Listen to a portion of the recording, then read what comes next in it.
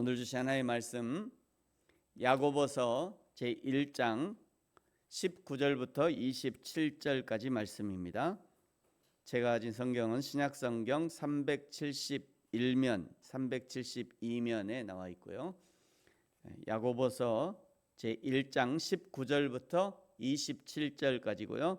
지금 읽는 것은 19절부터 21절, 19, 20, 21 이 세 구절만 같이 읽겠습니다. 시작. 내 사랑하는 형제들아, 너희가 알지니 사람마다 듣기는 속히 하고 말하기는 더디하며 성내기도 더디하라. 사람이 성내는 것이 하나님의 의를 이루지 못함이라.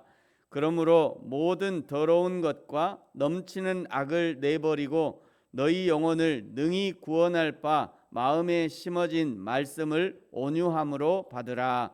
아멘. 야고보서는 믿음과 행함의 문제에 대해서 오늘을 사는 신자들에게 말씀해주고 있습니다. 오늘 19절부터는 19절부터의 이 말씀은 개인적인 믿음을 어떻게 공동체에서 적용할 것인가에 대해서 말씀하고 계십니다. 그 첫째가 말의 문제입니다. 오늘 19절을 시작하시면서요, 듣기를 속히 하고 말하기는 더디하라 말씀하죠. 잘 들으라는 말씀입니다. 듣기를 잘하라 이런 의미예요.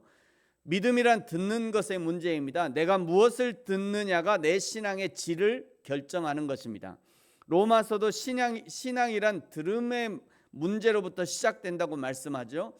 로마서 10장 17절에요. 그러므로 믿음은 들음에서 나며 들음은 그리스도의 말씀으로 말미암느니라. 신앙에 문제가 생기면 듣는 것에 문제가 생기기 때문입니다. 들어야 할 것은 듣지 않고 듣지 말아야 할 것을 듣기 때문에 문제가 생기는 것이에요. 내가 어느 날 하나님의 말씀을 듣기보다 세상 소문과 세상 문화와 이단적 사상에 자꾸 귀가 쏠린다면 신앙의 문제가 발생할 확률이 높습니다. 내가 어느 날 하나님의 말씀 듣는 것보다는 세상 문화나 세상 막 이론이나 세상 어떤 이단적인 사상이나 거기에 더 솔깃해 문제가 생기는 거예요. 그건 문제가 생길 확률이 매우 높습니다. 반대로 신앙의 회복 역시 듣는 것의 회복으로부터 시작됩니다. 예수님은 중요한 진리의 말씀을 말씀하시기 전에 꼭 이렇게 말씀하시는 것을 복음서를 통해서 볼 수 있는데요. 마가복음 4장 9절에 보면 또 이르시되 들을 귀 있는 자는 들으라 하시니라. 듣는 것이 이렇게도 중요하다는 거예요. 아담과 하와의 문제가 무엇이었습니까? 아담은 말씀하시는 하나님의 음성을 직접 들었지만 하와는 하나님의 음성을 직접 듣지 못해서 아담을 통해서라도 들어야 했는데 오히려 속이는 자 마귀 사단 마귀의 음성을 들은 것이죠. 더 작게는요, 우리가 섬기는 교회라는 공동체에도 적용해 볼 수 있습니다. 교회가 역할을 하기 위해서는 한 목자의 음성을 들을 필요가 있습니다. 한 교회 내에 여러 목자가 있어서는 안 되는 거죠.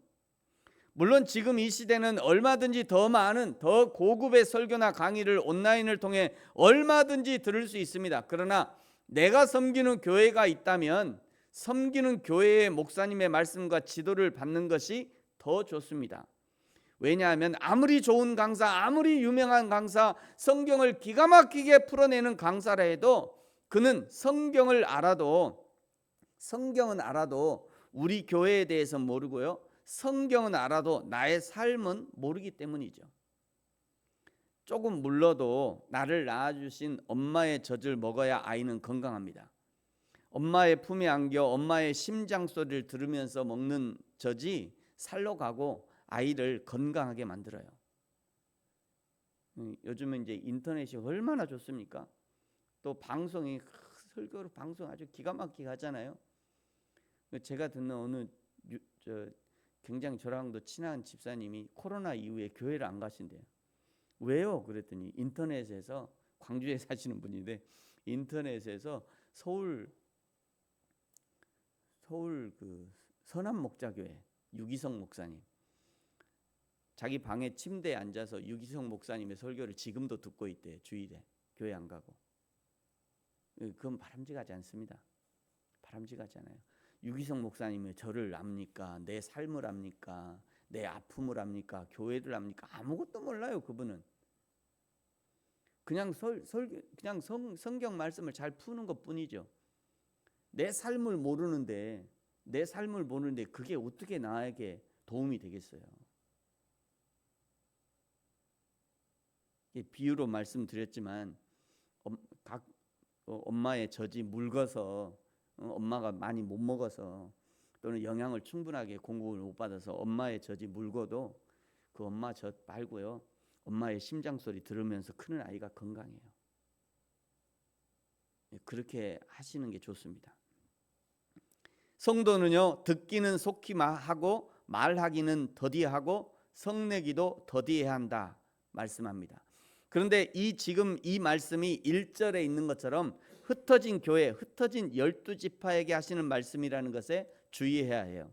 역으로 말하면 교회의 이런 일들, 즉 잘 듣지는 않으면서 즉각적으로 말하고 성내기를 잘하는 일들이 교회에 많이 있었다는 것을 알려주는 거죠.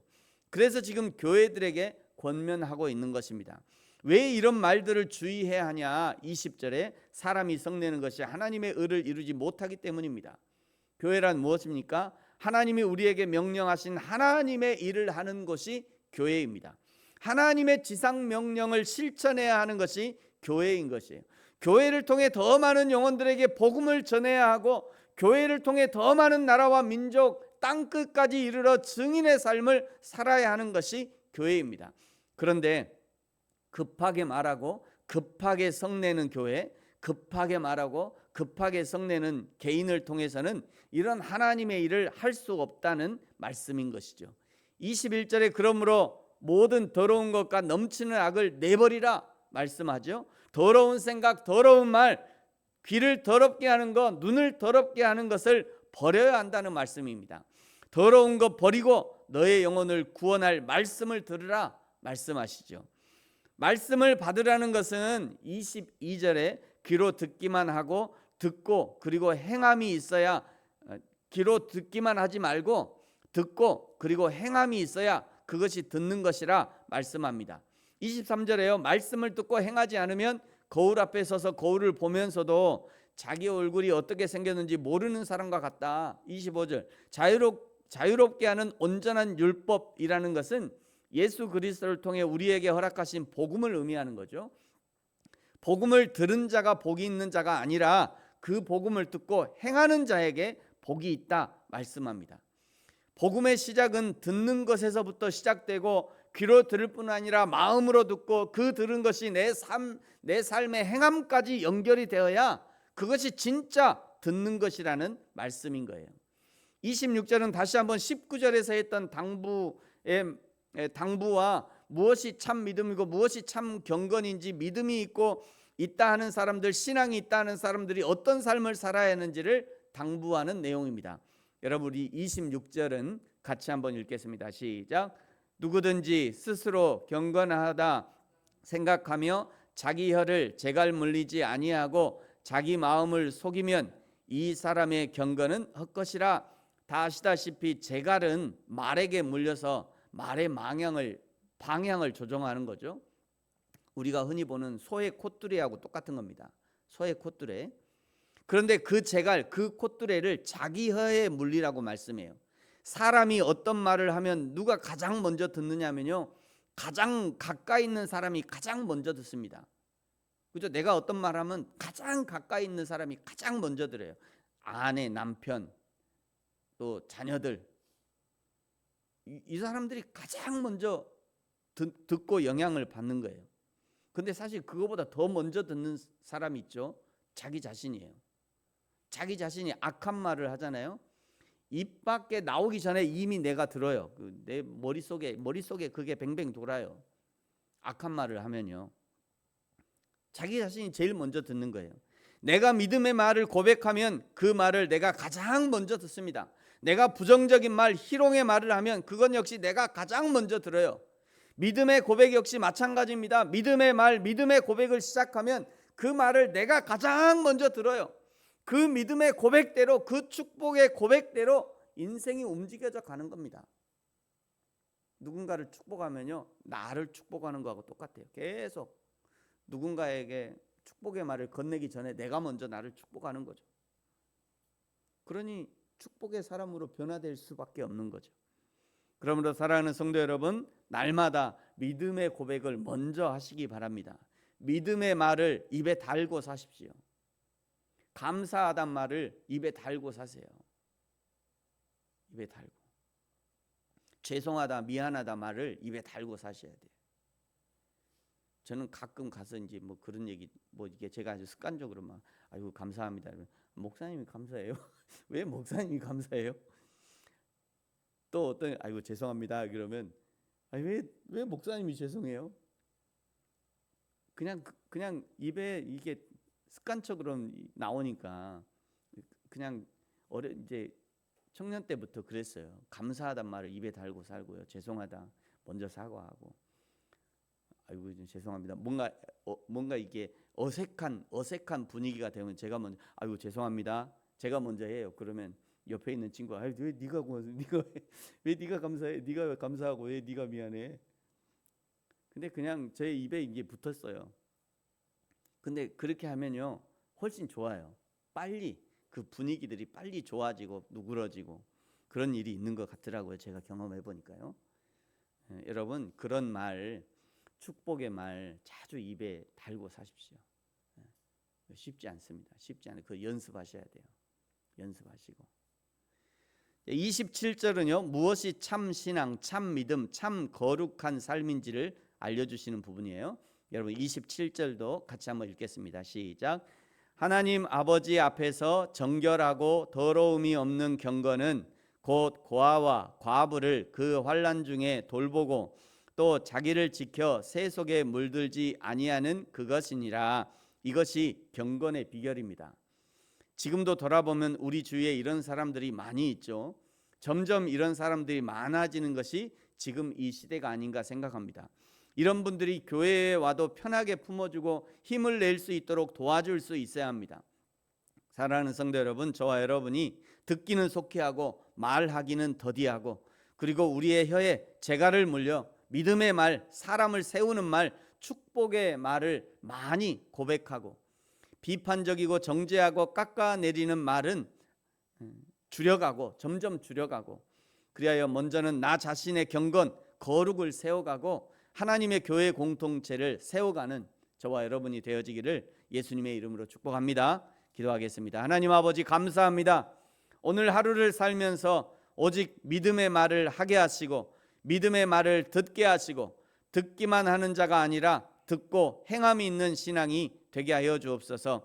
오늘도 만나게 될 고아와 과부와 환난 중에 있는 자들, 외적인 어려움, 내적인 어려움을 겪고 있는 형제와 자매를 돌아보게 하시고 그들에게 예수 그리스도의 생명의 복음을 입술로만이 아니라 우리의 삶의 모습으로 증거하게 하여 주옵소서. 감사합니다. 예수님의 이름으로 기도합니다. 아멘. 하늘에 계신 우리 아버지, 아버지의 이름을 거룩하게 하시며 아버지의 나라가 오게 하시며 아버지의 뜻이 하늘에서와 같이 땅에서도 이루어지게 하소서.